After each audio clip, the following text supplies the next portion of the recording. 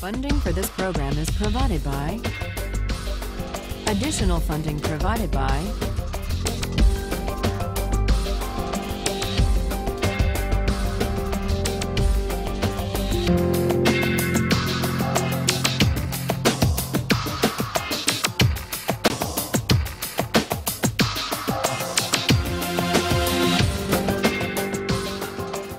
When we finished last time, we were looking at John Stuart Mill's attempt to reply to the critics of Bentham's utilitarianism. In his book, Utilitarianism, Mill tries to show that critics to the contrary, it is possible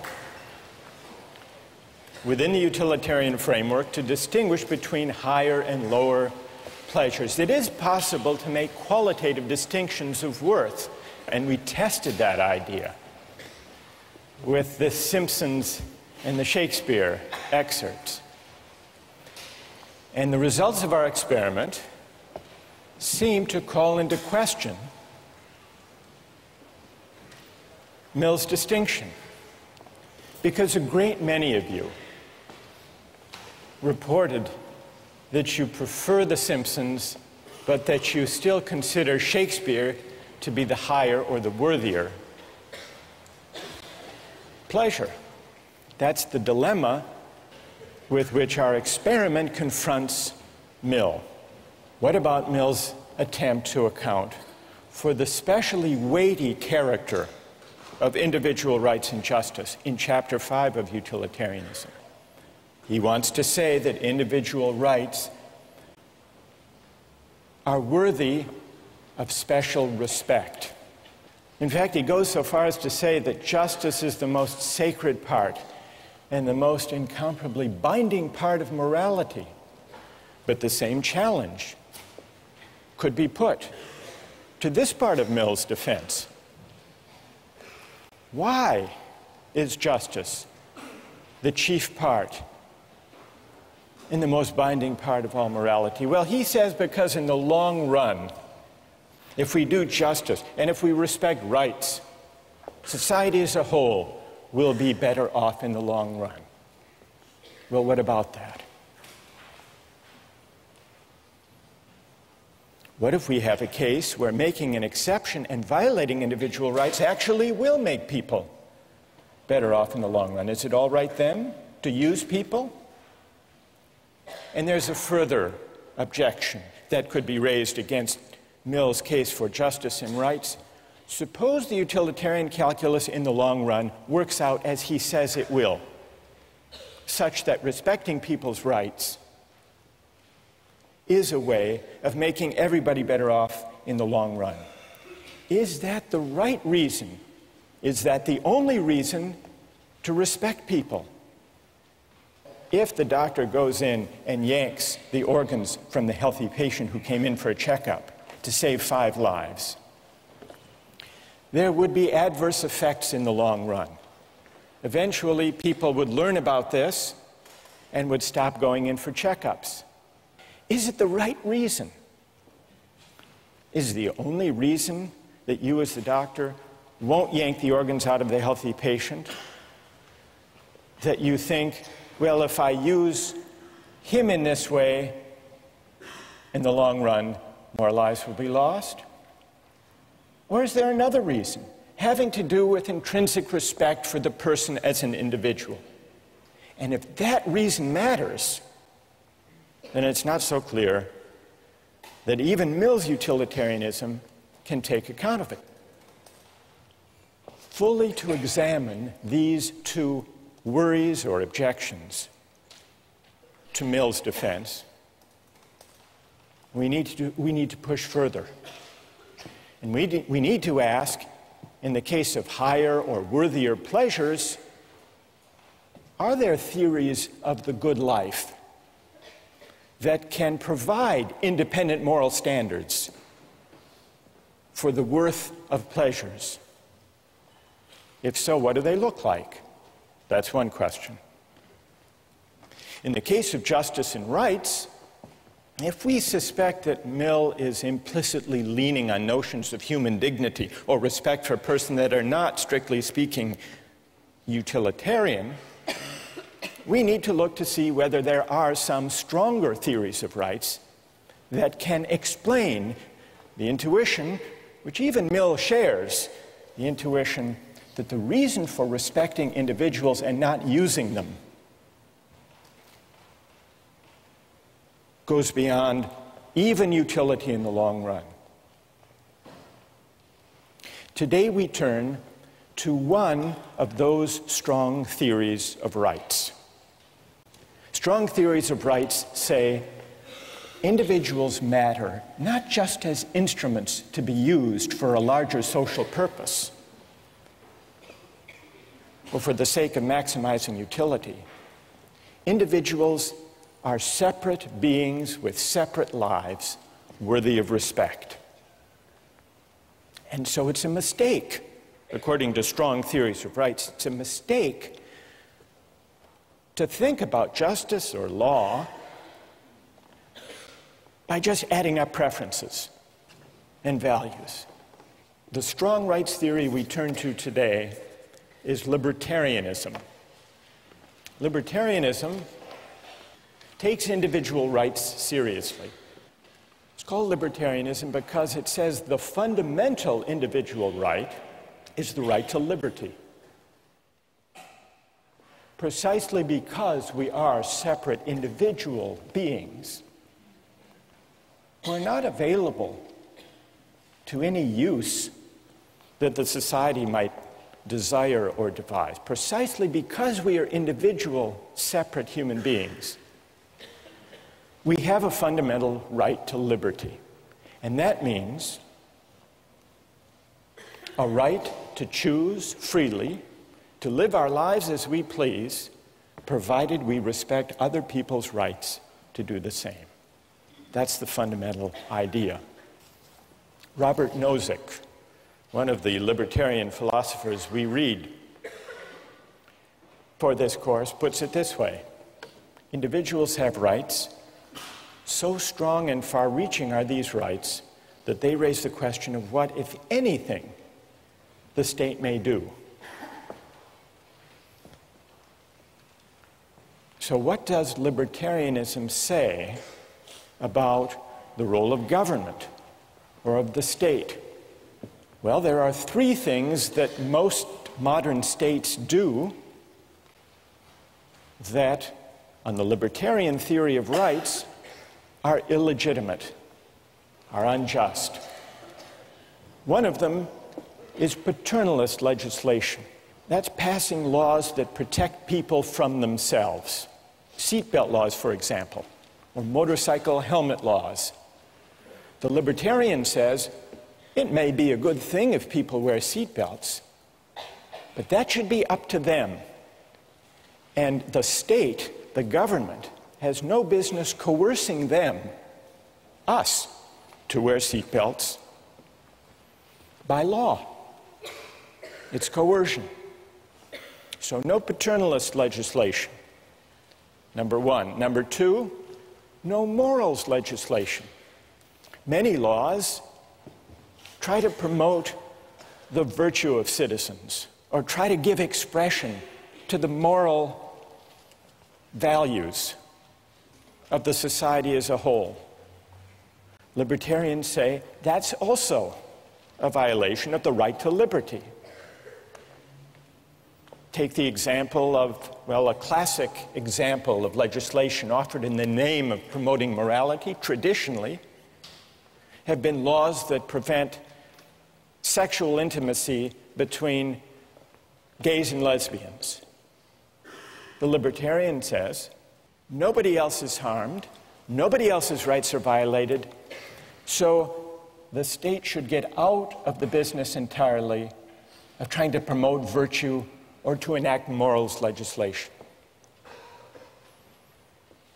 And the third kind of law or policy that is ruled out on the libertarian philosophy is any taxation or other policy that serves the purpose of redistributing income or wealth from the rich to the poor. Redistribution is a kind, if you think about it, says the libertarian, is a kind of coercion. What it amounts to is theft by the state or by the majority, if we're talking about a democracy, from people who happen to do very well and earn a lot of money.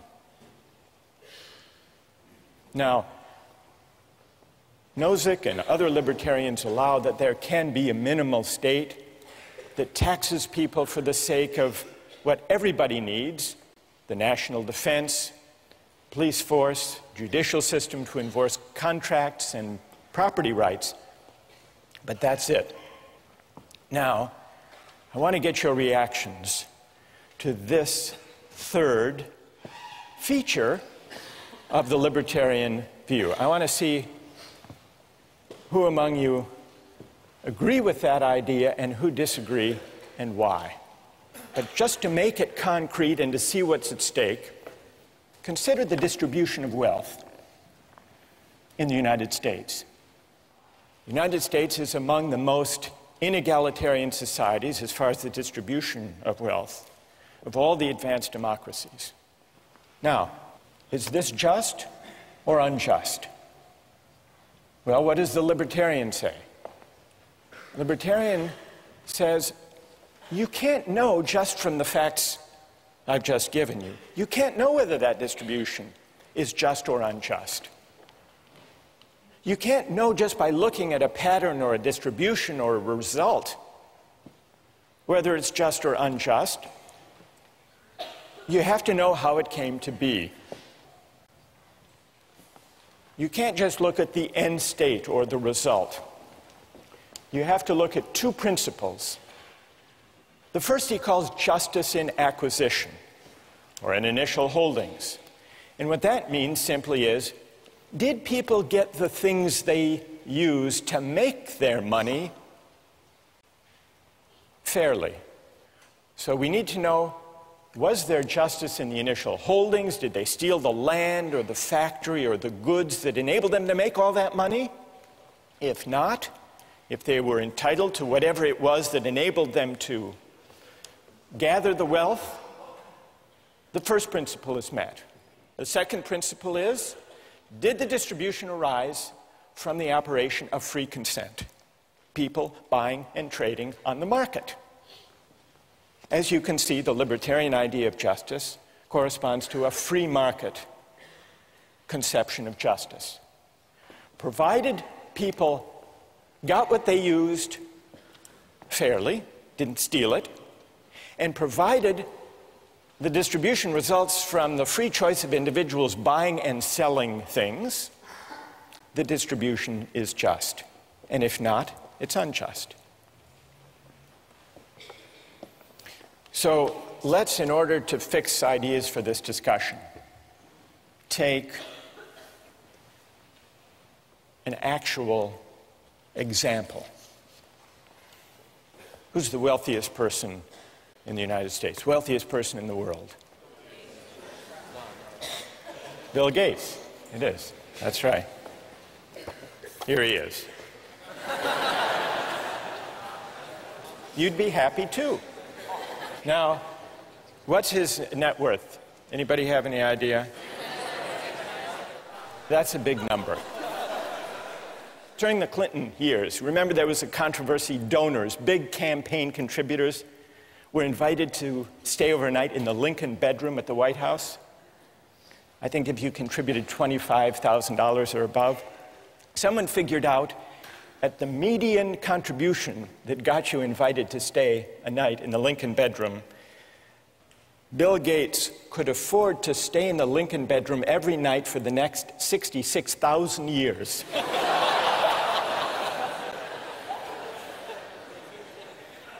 Somebody else figured out, how much does he get paid on an hourly basis?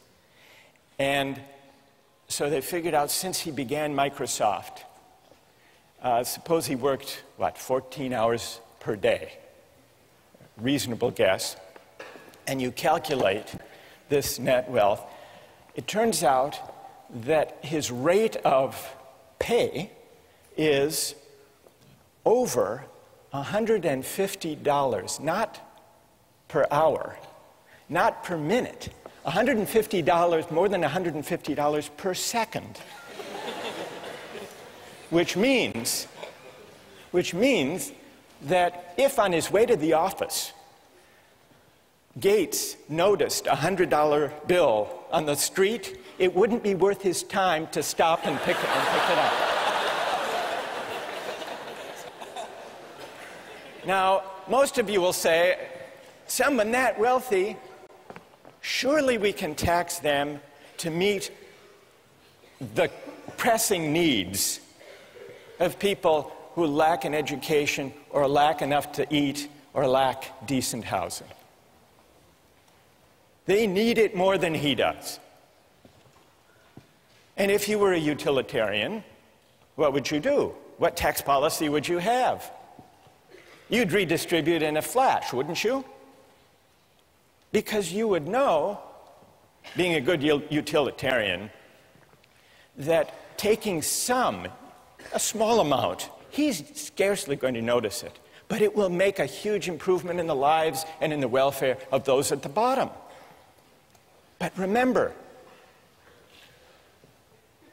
the libertarian theory says we can't just add up and aggregate preferences and satisfactions that way.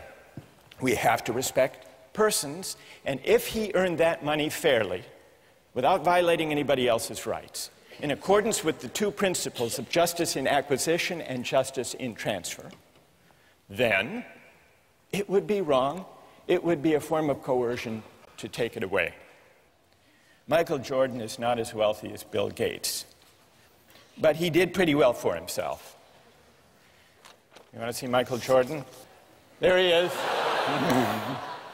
His income alone in 1 year was $31 million, and then he made another $47 million in endorsements for Nike and other companies. So his income was, in 1 year, $78 million. To require him to pay, let's say, a third of his earnings to the government to support good causes like food and health care and housing and education for the poor, that's coercion. That's unjust. That violates his rights. And that's why redistribution is wrong. Now, how many agree with that argument? Agree with the libertarian argument that redistribution for the sake of trying to help the poor is wrong?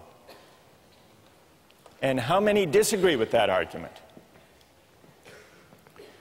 All right, let's begin with those who disagree.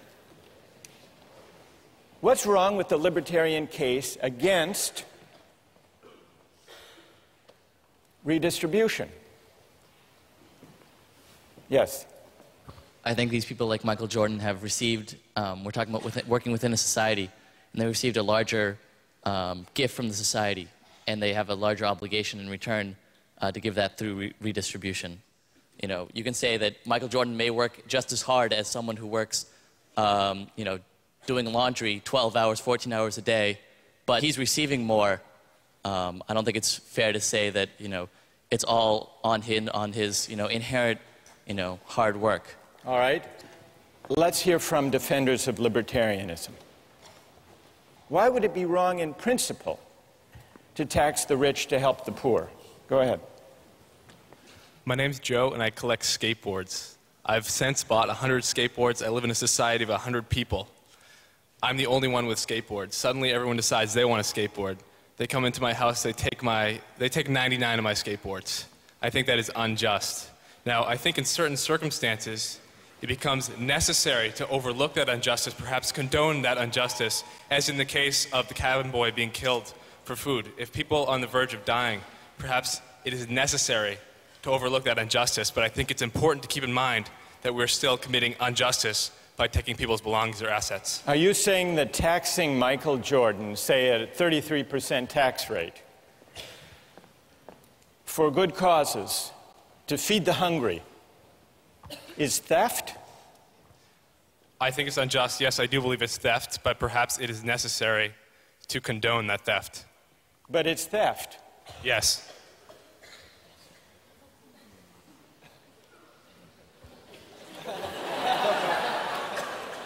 Why is it theft, Joe?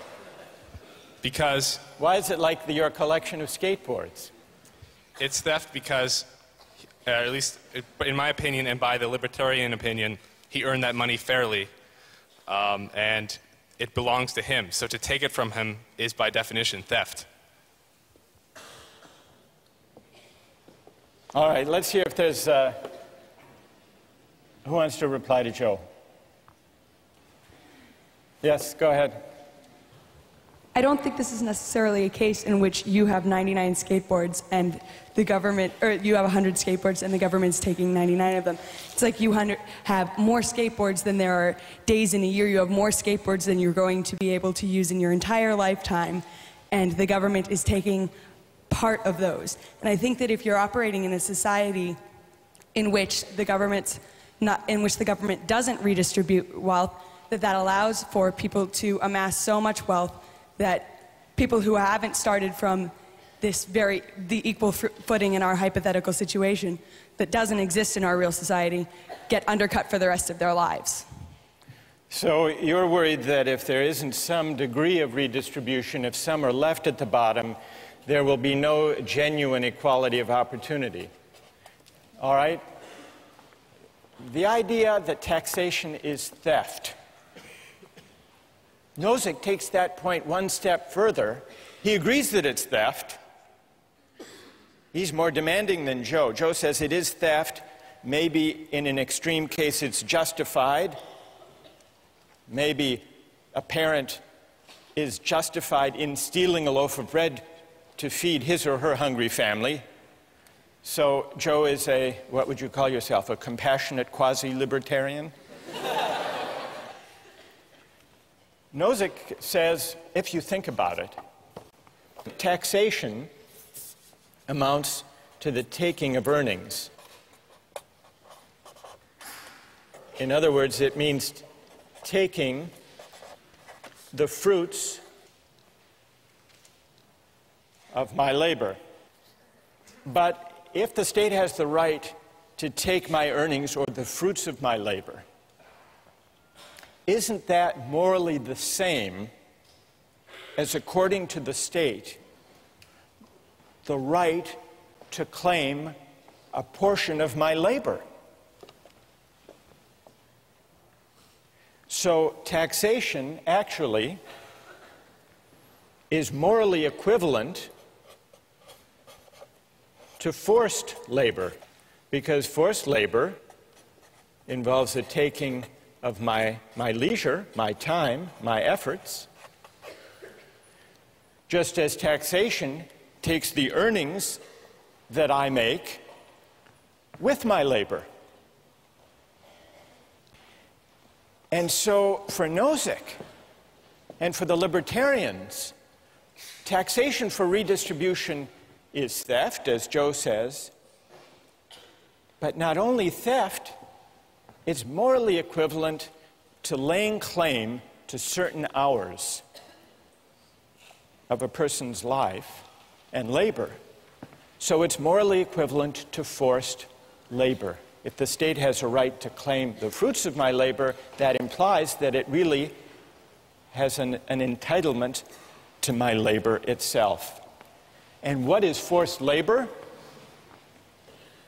Forced labor, Nozick points out, is what? Is slavery.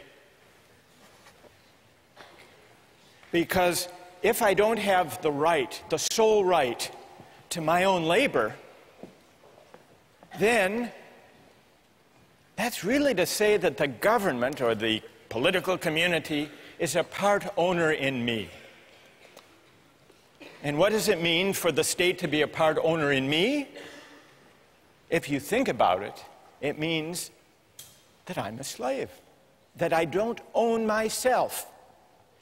So what this line of reasoning brings us to is the fundamental principle that underlies the libertarian case for rights. What is that principle? It's the idea that I own myself. It's the idea of self-possession. If you want to take rights seriously, if you don't want to just regard people as collections of preferences, the fundamental moral idea to which you will be led is the idea that we are the owners or the proprietors of our own person. And that's why utilitarianism goes wrong. And that's why it's wrong to yank the organs from that healthy patient. You're acting as if that patient belongs to you or to the community, but we belong to ourselves. And that's the same reason that it's wrong to make laws to protect us from ourselves, or to tell us how to live, to tell us what virtues we should be governed by. And that's also why it's wrong to tax the rich, to help the poor, even for good causes, even to help those who were displaced by the Hurricane Katrina. Ask them to give charity. But if you tax them, it's like forcing them to labor. Could you tell Michael Jordan he has to skip the next week's games and go down to help the people displaced by Hurricane Katrina? Morally, it's the same. So the stakes are very high. So far, we've heard some objections to the libertarian argument, but if you want to reject it, you have to break into this chain of reasoning, which goes, taking my earnings is like taking my labor, but taking my labor is making me a slave.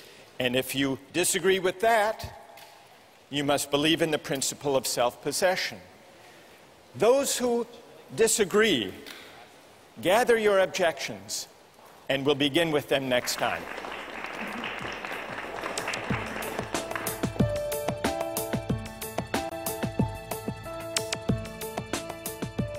Anyone like to take up that point? Yes. I feel like when you live in a society, you give up that right. I mean, technically, if I want to personally go out and kill someone because they offend me, that is self-possession. Because I live in a society, I cannot do that. Victoria, are you questioning the fundamental premise of self-possession? Yes. I think that you don't really have self-possession if you choose to live in a society because you cannot just discount the people around you. We were talking last time about libertarianism.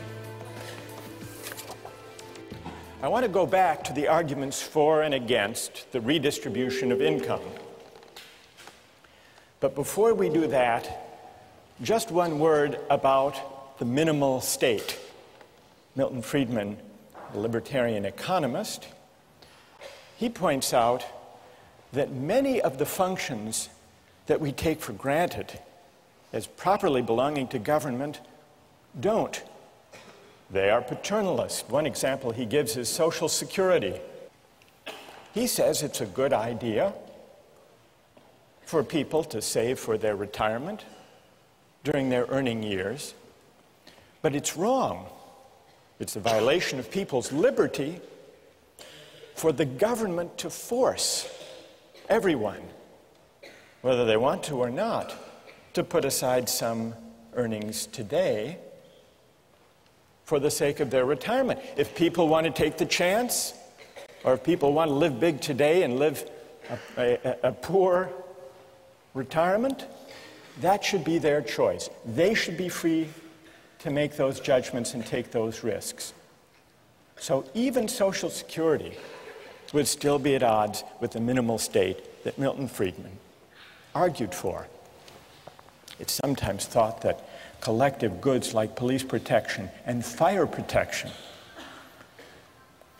will inevitably create the problem of free riders unless they're publicly provided. But there are ways to prevent free riders. There are ways to restrict even seemingly collective goods like fire protection. I read an article a while back about a private fire company, the Salem Fire Corporation in Arkansas. You can sign up with the Salem Fire Corporation, pay a yearly subscription fee, and if your house catches on fire, they will come and put out the fire. But they won't put out everybody's fire. They will only put it out if it's a fire in the home of a subscriber, or if it starts to spread and to threaten the home of a subscriber. The newspaper article told the story of a homeowner who had subscribed to this company in the past, but failed to renew his subscription. His house caught on fire. The Salem Fire Corporation showed up with its trucks and watched the house burn, just making sure that it didn't spread. The fire chief was asked, well, he wasn't exactly the fire chief, I guess he was the CEO. He was asked, how can you stand by with fire equipment and allow a person's home to burn? He replied, once we verified there was no danger to a member's property, we had no choice but to back off according to our rules. If we responded to all fires, he said, there would be no incentive to subscribe. The homeowner, in this case, tried to renew his subscription at the scene of the fire, but the head of the company refused. You can't wreck your car, he said, and then buy insurance for it later. So even public goods that we take for granted as being within the proper province of government can, many of them, in principle, be isolated, made exclusive to those who pay. That's all to do with the question of collective goods and the libertarians' injunction against paternalism. But let's go back now to the arguments about redistribution. Now, underlying the libertarians' case for the minimal state is a worry about coercion. But what's wrong with coercion? The libertarian offers this answer. To coerce someone, to use some person for the sake of the general welfare, is wrong because it calls into question the fundamental fact that we own ourselves, the fundamental moral fact of self-possession or self-ownership. The libertarians' argument against redistribution begins with this fundamental idea that we own ourselves. Nozick says that if the society as a whole can go to Bill Gates or go to Michael Jordan and tax away a portion of their wealth, what the society is really asserting is a collective property right in Bill Gates or in Michael Jordan. But that violates the fundamental principle that we belong to ourselves. Now, we've already heard a number of objections to the libertarian argument. What I would like to do today is to give the libertarians among us a chance to answer the objections that have been raised. And some have already identified themselves and have agreed to come and make the case for libertarianism to reply to the objections that have been raised. So raise your hand if you are among the libertarians who's prepared to stand up for the theory and respond to the objections. You are Alex Harris, who's been a star on the weblog. All right, Alex, come here, stand up, come. We'll create a libertarian corner over here. And who else? Other libertarians who will join? What's your name? John? John Sheffield. John. Who else wants to join? Other brave libertarians who are prepared to take on, yes. What's your name? Julia Roto. Julia, come join us over there. Now, while Team Libertarian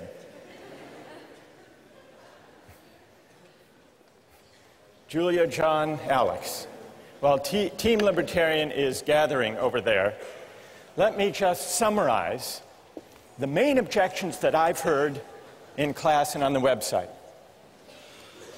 Objection number one. And here, I'll come down to, I want to talk to Team Libertarian over here. So, objection number one is that the poor need the money more. That's an obvious objection.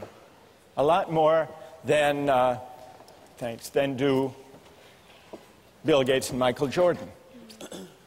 Objection number two, it's not really slavery to tax, because at least in a democratic society, it's not a slaveholder. It's Congress. It's a democratic... You're smiling, Alex, already. You're confident you can reply to all of these? So, taxation by consent of the governed is not coerced. Third, some people have said, don't the successful, like Gates, owe a debt to society for their success that they repay by paying taxes? Who wants to respond to the first one? The poor need the money more. All right. And you're? John. John. All right, John. What's the answer? Here, I'll hold it. All right. The poor need the money more. That's quite obvious. I could use the money. You know, I certainly wouldn't mind if Bill Gates gave me $1 million. I mean, I'd take 1,000. But at some point, you have to understand that the benefits of redistribution of wealth don't justify the initial violation of the property right. If you look at the argument, the poor need the money more, at no point in that argument do you contradict the fact that we've extrapolated from agreed upon principles that people own themselves. We've extrapolated that people have property rights. And so whether or not it would be a good thing or a nice thing, or even a necessary thing for the survival of some people, we don't see that that justifies the violation of the right that we've logically extrapolated. Good. Okay. And so that also, I mean, there still exists this institution of like individual philanthropy. Milton Friedman makes this argument. All right, so Bill Gates Chicago. can give to charity if he wants to. Right. But it would still be wrong to coerce him. Exactly. To meet the needs of the poor. Exactly. Are the two of you happy with that reply? Anything to add? All right. Go ahead, Julie. I think, Julia, yes. Julia. I think I could also add, okay, I guess I could add that there's a difference between needing something and deserving something. I mean, in an ideal society, everyone's needs will be met, but here we're arguing what do we deserve as a society. And, yeah. And the poor don't deserve the benefits that would flow from taxing Michael Jordan to help them. Based on what we've come up with here, I don't think you deserve something like that. All right, let me push you a little bit on that, Julia. The victims of Hurricane Katrina are in desperate need of help. Would you say that they don't deserve help that would come from the federal government through taxation? Okay, that's a difficult question. I think this is a case where they need help, not deserve it. But I think, again, if you hit a certain level of requirements to reach sustenance, you're going to need help. Like if you don't have food or a place to live, that's a case of need. So need is one thing, and desert is another. Exactly. All right. Who would like to reply?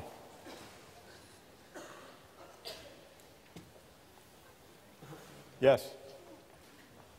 Going back to the first point that he made about the property rights of the individual, the property rights are established and enforced by the government, which is a democratic government, and we have representatives who enforce those rights.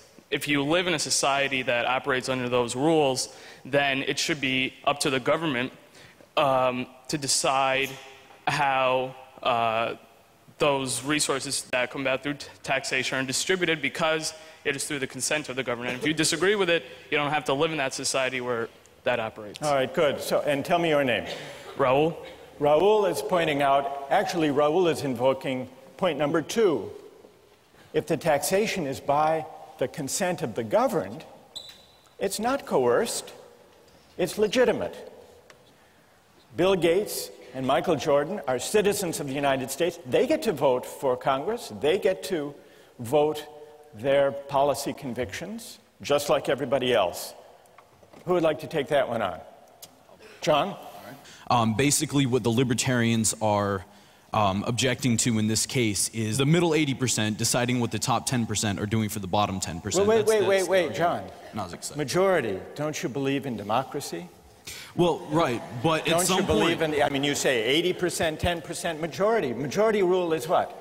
The majority. Exactly, but... In a democracy. Aren't you for democracy? Yes, I'm for democracy, but... hang on. Democracy and mob rule aren't the same thing. Like mob rule? Mob rule. Exactly. But in an open society, you have a recourse to address that through your representatives. And if the majority of the consent of those who are governed doesn't agree with you, then you know you're choosing to live in this society. And you have to operate under what the majority of society concludes. All right, Alex, on democracy. Democracy, what about that? The fact that I have won, 500,000th of a vote for one representative in Congress is not the same thing as my having the ability to decide for myself how to use my property rights. I'm a drop in the bucket. And, You might lose the vote. Exactly. And they might take... And I will. I mean, I don't have the decision right now of whether or not to pay taxes. If I don't, I get locked in jail. Or they tell me to get out of the country. But Alex, let me make a small case for democracy. And see what you would say. Why can't you, we live in a democratic society with freedom of speech. Why can't you take to the hustings, persuade your fellow citizens that taxation is unjust, and try to get a majority?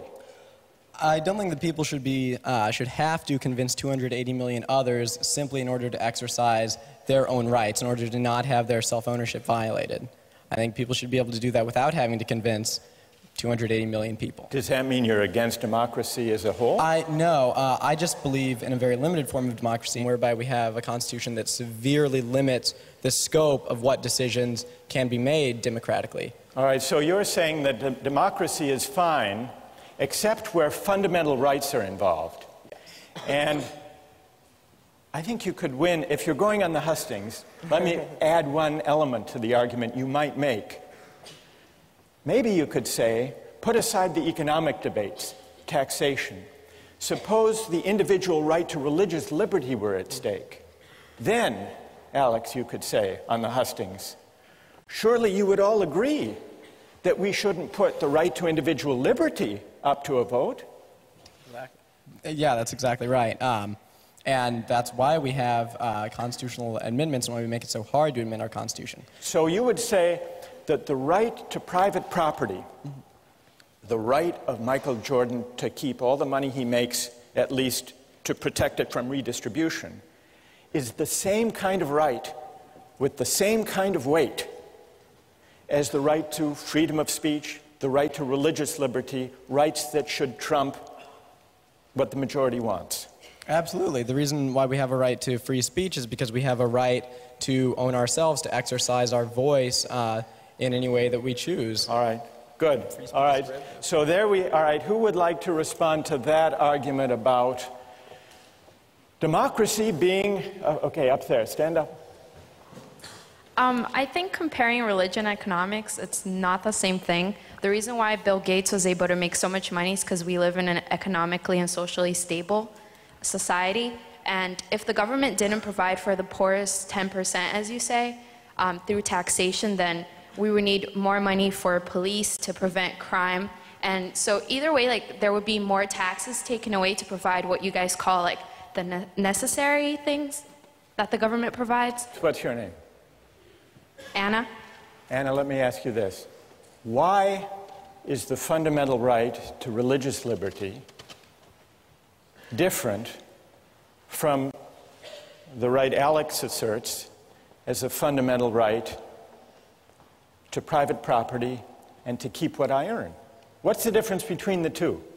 Because you wouldn't have, you wouldn't be able to make money, you wouldn't be able to own property if there wasn't a socially, like if society wasn't stable. And that's completely different from religion. That's like something personal, something that you can practice on your own in your own home. Whereas, like, me practicing my religion is not going to affect the next person. But if I'm poor and I'm desperate, like I might commit a crime to feed my family, and that can affect others. Okay, good, thank you. Would it be wrong for someone to steal a loaf of bread to feed his starving family? Is that wrong? I believe that it is. Let's take a quick poll of the three of you. You say yes, it is wrong. It John? violates property rights. It's wrong. Even to save a starving family? I mean, there are definitely other ways around that, and by justifying... No, hang on, before you laugh at me. That didn't work. Before justifying the act of stealing, you have to look at violating the right that we've already agreed exists, the right of self-possession and the possession of, your own things. We agree on property rights. All right, we agree at stealing, yeah, so property rights is not the issue. All right, but... So why is it wrong to steal even to feed your starving family? Sort of the original argument that I made in the very first question you asked. The benefits of an action don't make the action just. What would you say, Julia? Is it all right to steal a loaf of bread to feed a starving family, or to steal a drug that your child needs to survive? I think I'm okay with that, honestly.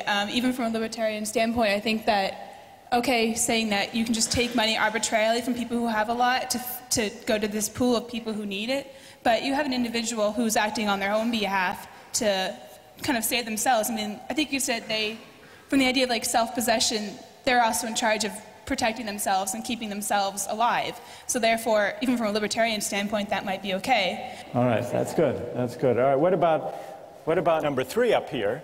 Isn't it the case that the successful, the wealthy, owe a debt? They didn't do that all by themselves. They had to cooperate with other people. That they owe a debt to society, and that's expressed in taxation. You want to take that on, Julie?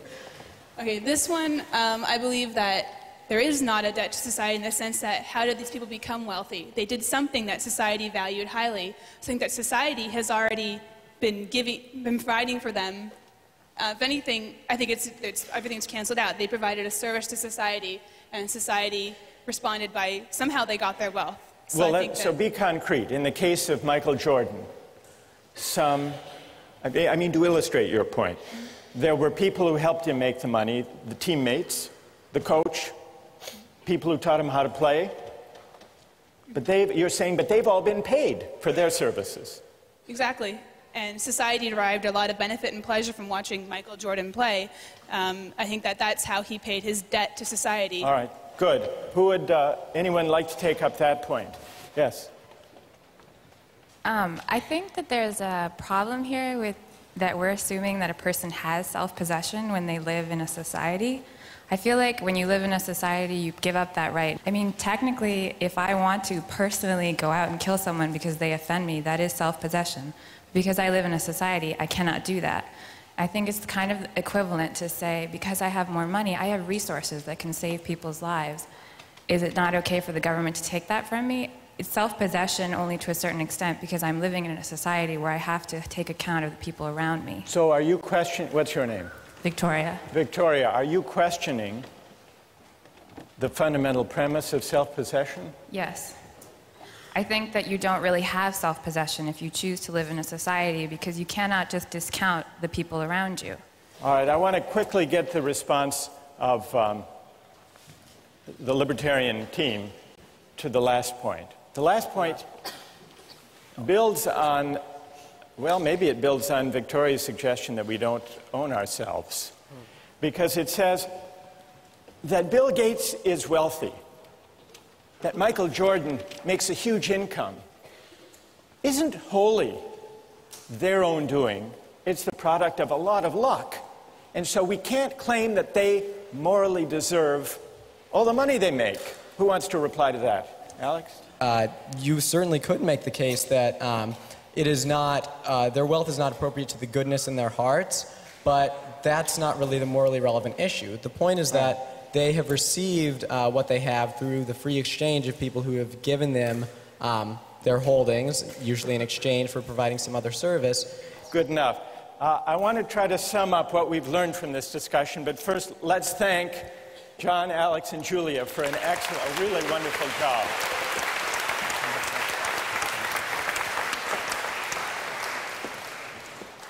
Toward the end of the discussion just now, Victoria challenged the premise of this line of reasoning, this libertarian logic.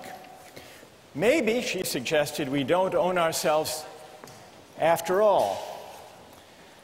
If you reject the libertarian case against redistribution, there would seem to be an incentive to break into the libertarian line of reasoning at the earliest, at the most modest level, which is why a lot of people disputed that taxation is morally equivalent to forced labor. But what about the big claim, the premise, the big idea underlying the libertarian argument? Is it true that we own ourselves? Or can we do without that idea and still avoid what libertarians want to avoid, creating a society and an account of justice where some people can be just used for the sake of other people's welfare or even for the sake of the general good? Libertarians combat the utilitarian idea of using people as means for the collective happiness by saying the way to put a stop to that utilitarian logic of using persons is to resort to the intuitively powerful idea that we are the proprietors of our own person. That's Alex and Julia and John and Robert Nozick. What are the consequences for a theory of justice and an account of rights of calling into question the idea of self-possession? Does it mean that we're back to utilitarianism and using people and aggregating preferences and pushing the fat man off the bridge? Nozick doesn't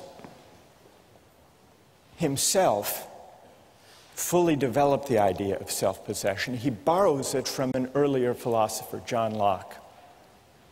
John Locke accounted for the rise of private property from the state of nature by a chain of reasoning very similar to the one that Nozick and the libertarians use. John Locke said, private property arises because when we mix our labor with things, unowned things, we come to acquire a property right in those things. And the reason is that we own our own labor. And the reason for that, we are the proprietors, the owners of our own person. And so in order to examine the moral force of the libertarian claim that we own ourselves, we need to turn to the English political philosopher John Locke and examine his account of private property and self-ownership. And that's what we'll do next time.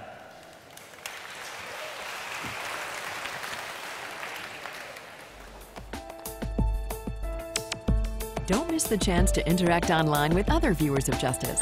Join the conversation, take a pop quiz, watch lectures you've missed, and learn a lot more. Visit justiceharvard.org. It's the right thing to do.